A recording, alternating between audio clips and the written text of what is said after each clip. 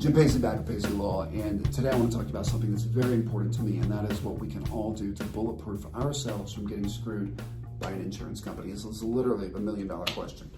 The first thing is this, and it comes down to about 4 different factors.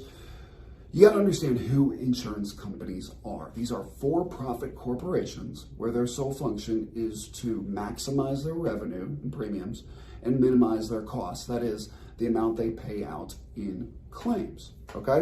And then, of course, what do? Next? They go make a funny commercial with a celebrity. All right, so that's who they are, love them or hate them, that's just what they do, all right? The second thing we have to keep in mind when we're trying to bulletproof ourselves from these companies is we need to avoid making statements altogether, or if you do make a statement, it's with your lawyer on the phone. Why do they want to take a statement from you? And there's really 2 reasons they want to get a statement from you. Number 1, they want to see if there's anything that you tell them where they can exclude you based on a policy exclusion. For example, if you were driving for work in some circumstances, they can exclude covering your claim altogether. They don't have to defend it. They are excluded from covering that, and they can deny it altogether right there. The second reason is they're looking for factual exclusions based on liability. For example, if you tell them, I had a client once, she was going straight through an intersection, and somebody turned in front of her going the opposite direction. They did not yield entering the intersection, and there was a head-on collision, terrible accident, terrible injuries. And when my client talked to the insurance company, she did not hire us. She did not even talk to us yet. She hired us a month later. When she did speak with the insurance company, she made a statement. They asked her, how long did you see that vehicle in the intersection when it was turning before you collided with it?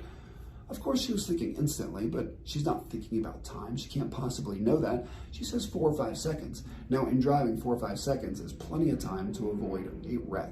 They tried to deny the claim altogether based on her response. Now, we were able to clean this up later, and we wound up getting the claim covered and a very, very good payout for the client.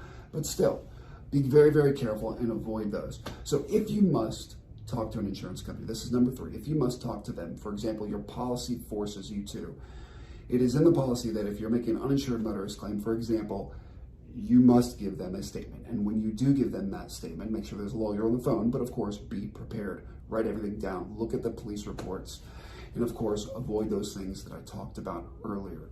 Avoid giving specific numbers of time or distance, and then you should be okay.